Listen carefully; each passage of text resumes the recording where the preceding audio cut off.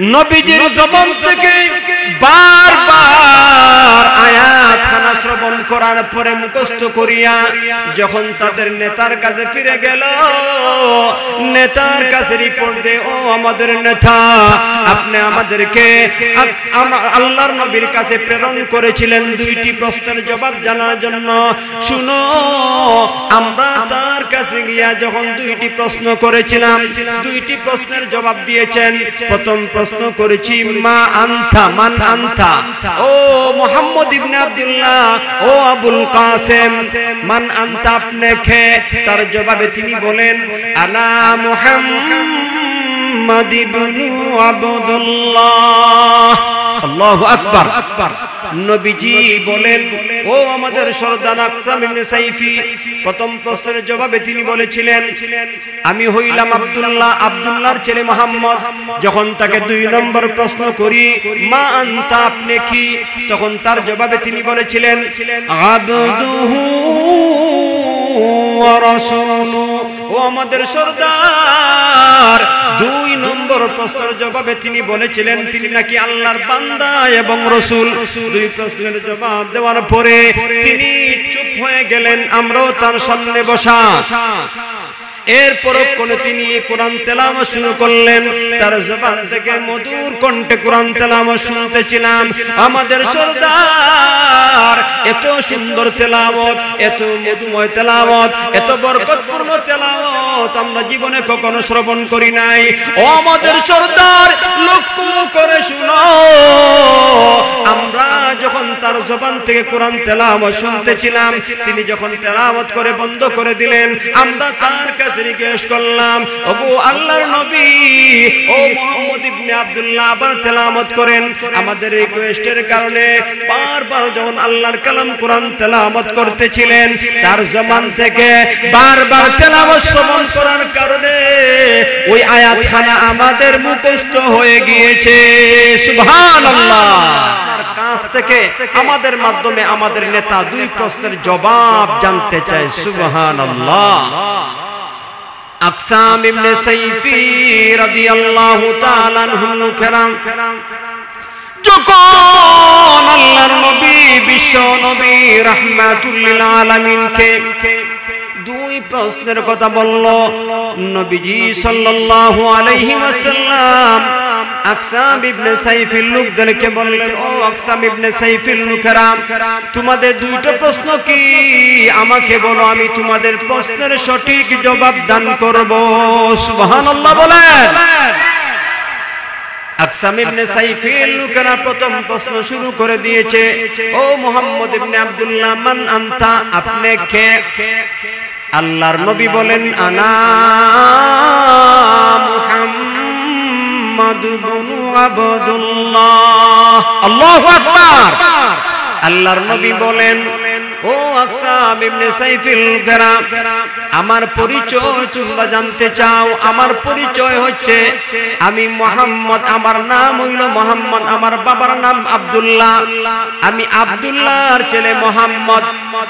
ভাইরা আমার, আল্লাহর নবী বিশ্ব নবী রাহমাতুল লিল আলামিনকে আকসাম ইবনে সাইফির লোকেরা দুই নম্বর প্রশ্ন শুরু করে দিয়েছে। ও মুহাম্মদ ইবনে আব্দুল্লাহ, বুঝলাম আপনার নাম মুহাম্মদ, আপনার বাবার নাম আব্দুল্লাহ, আপনি আব্দুল্লাহর ছেলে মুহাম্মদ। দুই নম্বর প্রশ্নের জবাব দাও। দুই নম্বর প্রশ্ন হইল মা আনতা, আপনি কি? প্রথম প্রশ্ন আপনি কে, দুই নম্বর প্রশ্ন আপনি কি? আল্লাহর নবী বিশ্ব নবী রাহমাতুল লিল আলামিন জবাবে বলেন আবদুহু ওয়া রাসূলুহু। সবাই বলে আল্লাহু আকবার। আল্লাহর নবী বিশ্ব নবী রাহমাতুল লিল আলামিন আকসাম ইবনে সাইফির লোকদের দুই নম্বর প্রশ্নের জবাব দিয়ে বলে, আকসাম ইবনে সাইফির লোকেরা রে, তোমাদের দুই নম্বর প্রশ্নের জবাব হইল আমি হইলাম আল্লাহর বান্দা এবং রাসূল। সুবহানাল্লাহ। নবীজি দুইটি প্রশ্নের জবাব দেওয়ার পরে তিনি বসা আছেন, তার সামনে আকসাম ইবনে সাইফের লোকেরা বসা আছে। এই মুহূর্তে মহান আল্লাহর কালাম কুরআনুল কারীম বিশ্ব নবী তেলাওয়াত শুরু করে দিয়েছেন। আল্লাহর নবী কোরআন তেলাওয়াত করে মহান আল্লাহ তার কালাম কুরআনুল কারীমের মধ্যে বলেন, ইন্নাল্লাহা ইয়া'মুরু বিল আদলি ওয়াল ইহসান ওয়া ইতা'i বিল কুরবা ওয়া ইয়ানহা আনিল ফাহশা'i ওয়াল মুনকারি ওয়াল বাগি ইয়া'iদুকুম লা'আল্লাকুম তাযাক্কারুন। আল্লাহু আকবার। আল্লাহর নবীর জবানের তেলাওয়াতের মধ্যে মজা আছে না নাই? জোরে বলি, মজা আছে না নাই? আল্লাহর কালাম কোরআনের মধ্যে পাওয়ার আছে না? আল্লাহর কালাম কোরআনের মধ্যে কি পাওয়ার! আমরা বর্তমান জমানায় দেখি যারা আল্লাহর কালাম কোরআন মধুর কণ্ঠে তেলাওয়াত করে, এই কণ্ঠে মধুর কণ্ঠের তেলাওয়াত শ্রবণ করার জন্য দলে দলে মানুষ ভিড় করে, ঠিক কি না বলি? নাজমুস সাকিব সালেহ আহমদ তাকরিম বিশ্বজয়ী হাফেজুল কোরআন যখন তেলাওয়াত করে, কত মজার তেলাওয়াত, শুনতে মনে চায়। আর যেই নবীর উপরে কোরআন নাযিল করা হয়েছে, ওই নবী যখন তেলাওয়াত করেছেন, জবান খুলে বলি, ওই তেলাওয়াতের মধ্যে মজা আছে না নাই? আল্লাহর নবীর জবানের তেলাওয়াত নবীজি তেলাওয়াত করিয়া বন্ধ করে দিলেন। আকসাম ইবনে সাইফিল লোকেরা বলে, ও মুহাম্মদ ইবনে আব্দুল্লাহ, বন্ধ করবেন না, তেলাওয়াত বন্ধ করবেন না, আপনার জবান থেকে কোরআন তেলাওয়াতের আওয়াজ শুনতে চাই। বারবার রিকোয়েস্ট করতে লাগলো, নবীকে অনুরোধ করতে লাগলো, ও মুহাম্মদ ইবনে আব্দুল্লাহ, যে আয়াত খানা তেলাওয়াত করিয়া আমাদেরকে শুনাইছো, আবার রিপিট করো, আবার তেলাওয়াত করো, আমরা শুনতে চাই। ভাইয়ার আমার, আল্লাহর নবী বিশ্ব নবী রাহমাতুল লিল আলামিন আবার তাদের রিকোয়েস্টের কারণে তেলাওয়াত করে, ইন্নাল্লাহা ইয়া'মুরু বিল আদলি ওয়াল ইহসান ওয়া ইতা'i বিল কুরবা ওয়া ইয়ানহা আনিল ফাহশা'i ওয়াল মুনকারি ওয়াল বাগি ইয়া'iদুকুম লা'আল্লাকুম তাযাক্কারুন। আল্লাহু আকবার। জোরে বলি আল্লাহু আকবার। আকসাম ইবনে সাইফিল লোকেরা গভীর মনোযোগের সাথে নবীর জবানের তেলাওয়াত শ্রবণ করে, নবীজি বারবার তেলাওয়াত করেছেন, নবীর খেদমতে বসিয়া আকসাম ইবনে সাইফিল লোকেরা যখন গভীর মনোযোগের সাথে আল্লাহর কালাম কোরআন তেলাওয়াত শুনে, বারবার শুনতে শুনতে ওই আয়াত খানা তাদের মুখস্থ হইয়া যায়। সুবহানাল্লাহ বলি। নবীজির জবান থেকে বারবার আয়াত খানা শ্রবণ করার পরে মুখস্থ করিয়া যখন তাদের নেতার কাছে ফিরে গেল, নেতার কাছে রিপোর্ট দে, ও আমাদের নেতা, আপনি আমাদেরকে আল্লাহর নবীর কাছে প্রেরণ করেছিলেন দুইটি প্রশ্নের জবাব জানার জন্য। শুনো, আমরা তার কাছে গিয়া যখন দুইটি প্রশ্ন করেছিলাম, দুইটি প্রশ্নের জবাব দিয়েছেন। প্রথম প্রশ্ন করেছি, মা আনতা, মান আনতা, ও মুহাম্মদ ইবনে আব্দুল্লাহ, ও আবুল কাসেম, মান আনতা, আপনি কে? তার জবাবে তিনি বলেন, আনা মুহাম্মদ ইবনে আব্দুল্লাহ। আল্লাহু আকবার। নবীজি বলেন, ও আমাদের সর্দার আকসাম ইবনে সাইফি, প্রথম প্রশ্নের জবাবে তিনি বলেছিলেন, আমি হইলাম আব্দুল্লাহ, আব্দুল্লাহর ছেলে মুহাম্মদ। যখন তাকে দুই নম্বর প্রশ্ন করি, মা আনতা, আপনি কি? তখন তার জবাবে তিনি বলেছিলেন, আবদুহু ওয়া রাসূলুহু, ও আমাদের সর্দার। দুই নম্বর প্রশ্নের জবাবে তিনি বলেছিলেন তিনি নাকি আল্লাহর বান্দা এবং রাসূল। দুই প্রশ্নের জবাব দেওয়ার পরে তিনি চুপ হয়ে গেলেন, আমরাও তার সামনে বসা। এরপর তিনি কোরআন তেলাওয়াত শুরু করলেন, তার জবান থেকে মধুর কণ্ঠে কোরআন তেলাওয়াত শুনতেছিলাম। আমাদের সরদার এত সুন্দর তেলাওয়াত, এত মধুময় তেলাওয়াত, এত বরকতপূর্ণ তেলাওয়াত আমরা জীবনে কখনো শ্রবণ করি নাই। ও আমাদের সরদার, লক্ষ্য করে শুনো, আমরা যখন তার জবান থেকে কোরআন তেলাওয়াত শুনতেছিলাম, তিনি যখন তেলাওয়াত করে বন্ধ করে দিলেন, আমরা তার কাছে জিজ্ঞেস করলাম, ওগো আল্লাহর নবী, ও মুহাম্মদ ইবনে আব্দুল্লাহ আবার তেলাওয়াত করেন। আমাদের রিকোয়েস্টের কারণে বারবার যখন আল্লাহর কালাম কোরআন তেলাওয়াত করতেছিলেন, তার জবান থেকে বারবার তেলাওয়াত শ্রবণ করার কারণে ওই আয়াতখানা আমাদের মুখস্থ হয়ে গিয়েছে। সুবহানাল্লাহ।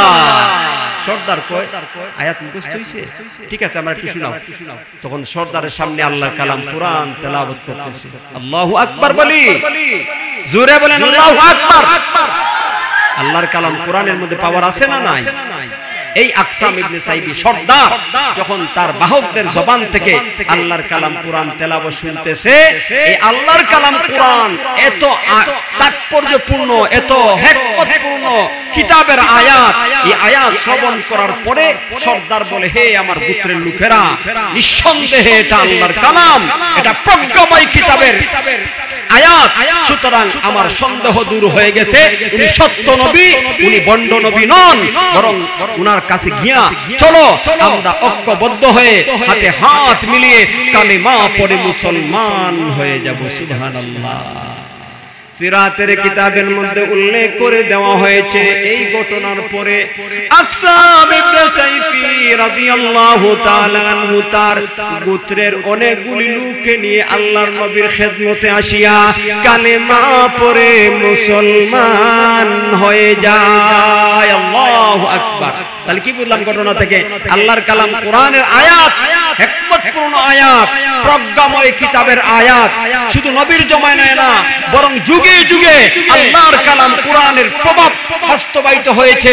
যখন যে বা যারা আল্লাহর কালাম কোরআনের ভুল ধরতে এসেছিল, কোরআনকে নিয়ে গবেষণা করার কারণে ওই সমস্ত বিজ্ঞানীরা, ওই সমস্ত গবেষকরা আল্লাহর কালাম কোরআনের কাছে এসে কোরআনের আয়াতকে নিয়ে গবেষণা করিয়া বেঈমান কাফেররা কালেমা পড়ে মুসলমান হয়ে গিয়েছে। সুবহানাল্লাহ। খলিফাতুল মুসলিমিন উমরে ফারুক রাদিয়াল্লাহু তাআলা আনহু আরেকটা ঘটনা বলি, লক্ষ্য করে শুনেন। আল্লাহর নবীর সাহাবী খলিফাতুল মুসলিমিন ফারুক আযম রাদিয়াল্লাহু তাআলা আনহু কত বড় সম্মানের অধিকারী ছিলেন, তার ব্যাপারে আল্লাহর নবী বলেন, লাউ কানা বাদি নাবিয়্যুন লাকানা উমর, আমি সর্বশেষ নবী, আমার পরে কোন নবী আসবে না, যদি আমার পরে কেউ নবী হইতো আল্লাহ উমরকে নবী বানাইতো। সুবহানাল্লাহ, সুবহানাল্লাহ। আল্লাহর নবীর সাহাবী খলিফাতুল মুসলিমিন ফারুক আযম রাদিয়াল্লাহু তাআলা আনহু, খলিফাতুল মুসলিমিন তার শাসন আমলে মদিনাতুল মুনাওয়ারা মসজিদে নববীর সামনে তিনি দাঁড়িয়ে আছেন। এর মধ্যে লক্ষ্য করা যায় কোরআনের একখানা আয়াতের তেলাওয়াত আমি শ্রবণ করলাম। সুবহানাল্লাহ, এত সুন্দর, এত তাৎপর্যপূর্ণ আয়াত, এত সারগর্ভ কথা এই আয়াতের মধ্যে বলা হয়েছে। ওই আয়াতখানা নিয়ে আমি গবেষণা করিয়া চিন্তা ভাবনা করলাম, এই কথা না কোনো মানুষের কথা হতে পারে না। আমার সন্দেহ দূর হয়ে গিয়েছে। ওই সময় আমি সিদ্ধান্ত গ্রহণ করেছি, আমি আর খ্রিস্টান ধর্ম পালন করব না, বরং যখন ওই জেলখানা থেকে আমি মুক্তি পেব, ছাড় পাবো, আমি জমানার খলিফার সামনে যাইয়া কালেমা পড়ে মুসলমান হইয়া যাব। সুবহানাল্লাহ। আল্লাহর বান্দা বলে, ও খলিফাতুল মুসলিমিন, আমার ধর্ম খ্রিস্টান ধর্ম ছিল।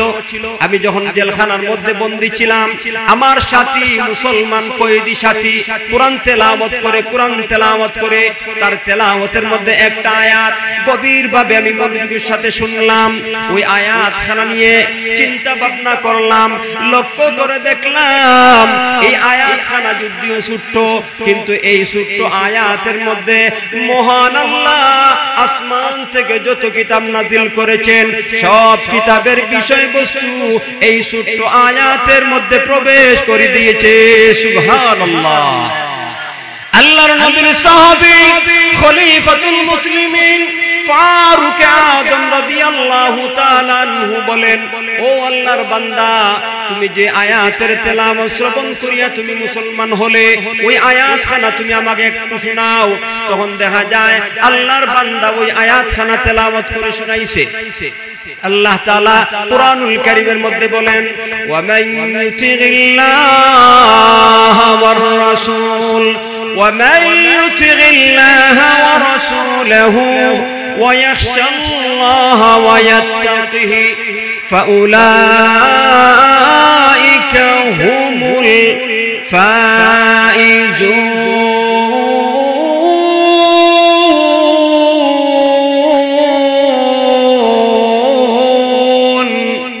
আল্লাহ রাব্বুল আলামিন এই আয়াতের মধ্যে চারটি বিষয় উল্লেখ করে দিয়েছেন। এই চারটি বিষয়ের উপরে কেউ যদি আমল করে সোজা জান্নাতে যাবে, আল্লাহ চূড়ান্ত সফলতা দান করবেন।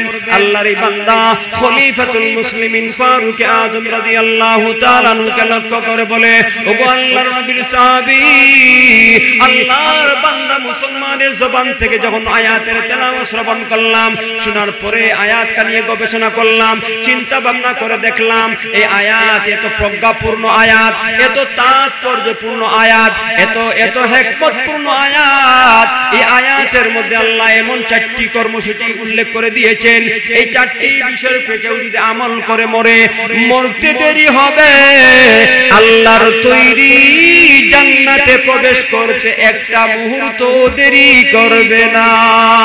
আল্লাহু আকবার। হে বেক্কা যা বলতেছে, ও আল্লাহর নবীর সাহাবী, সূরা নূরের 52 নম্বর আয়াতের মধ্যে আল্লাহ চারটি বিষয় উল্লেখ করেছেন। ওমান ইউতিগিল্লাহ, আল্লাহ যা ফরজ করেছেন ওই বিষয়গুলির উপরে যারা আমল করবে, ওয়া রাসূলুহু, আল্লাহর নবীর আদর্শ গ্রহণ করে যারা চলবে, ওয়া ইয়াখশাল্লাহ, অতীত জীবনে যত অপরাধ হয়ে গেছে এই সব গুনাহগুলির উপরে যারা লজ্জিত হয়ে অনুতপ্ত হইয়া আল্লাহর আযাবের ভয়ে তওবা করিয়া কন্দন করিয়া চোখের পানি ছেড়ে দিয়ে আল্লাহর কাছে মাফ চায়, ভবিষ্যতের সাথে সম্পৃক্ত। তাকওয়ার অর্থ হচ্ছে আল্লাহর ভয়, খাশিয়ত অর্থ হচ্ছে আল্লাহর ভয়, খাশিয়ত অতীত জমানার সাথে সম্পৃক্ত, তাকওয়া ভবিষ্যৎ জীবনের সাথে সম্পৃক্ত।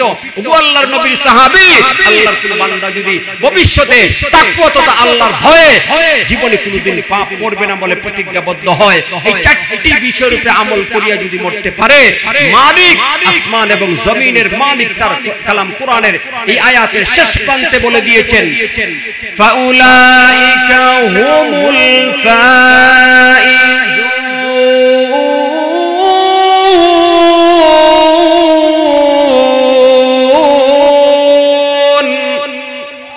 আল্লাহর এই বান্দা বলে, ও আল্লাহর নবীর সাহাবী, এই আয়াতের মধ্যে চারটি বিষয় উল্লেখ করার পরে আল্লাহ রাব্বুল আলামিন আয়াতের শেষ দিকে বলে দিয়েছেন, যারা এই চারটি বিষয়ের উপর আমল করিয়া মৃত্যুবরণ করবে, মহান আল্লাহ ওই সমস্ত লোকদেরকে আল্লাহর তৈরি জান্নাতের মধ্যে প্রবেশ করানোর মাধ্যমে চূড়ান্ত সফলতা দান করবে।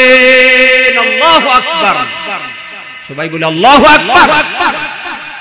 মুহতারাম হাজিরিন, আল্লাহ রাব্বুল আলামিনের কালাম কোরআন, এভাবে এই কোরআনের বিভিন্ন ঘটনা তাফসীরের কিতাবের মধ্যে, খুতুবাতের কিতাবের মধ্যে উল্লেখ করে দেওয়া হয়েছে যে আল্লাহর কালাম কোরআনের তেলাওয়াত শ্রবণ করিয়া যখন কোরআনের আয়াতকে নিয়ে গবেষণা করেছে, চিন্তা ভাবনা করেছে, বেঈমান কাফেররা আল্লাহর আয়াতকে নিয়ে গবেষণা করার কারণে কালেমা পড়ে মুসলমান হয়েছে। একটা দুইটা নয়, শতাধিক নয়, সহস্রাধিক নয়, লক্ষাধিক ঘটনা কিতাবের মধ্যে উল্লেখ করে দেওয়া হয়েছে। সুবহানাল্লাহ। এই জন্য আল্লাহ তাআলা বলেন, তিলকা আয়াতুল কিতাবিল হাকীম। সূরা লুকমানের 2 নম্বর আয়াতের মধ্যে মহান আল্লাহ বলেন, এই কোরআনের মধ্যে হিকমতপূর্ণ কিতাবের আয়াত, এই কোরআনের মধ্যে নাজিল করা হয়েছে প্রজ্ঞাময় কিতাবের আয়াত। 3 নম্বর আয়াতের মধ্যে আসমান এবং জমিনের মালিক বলেন হুদা রাহমাতাল লিল মুহসিনিন।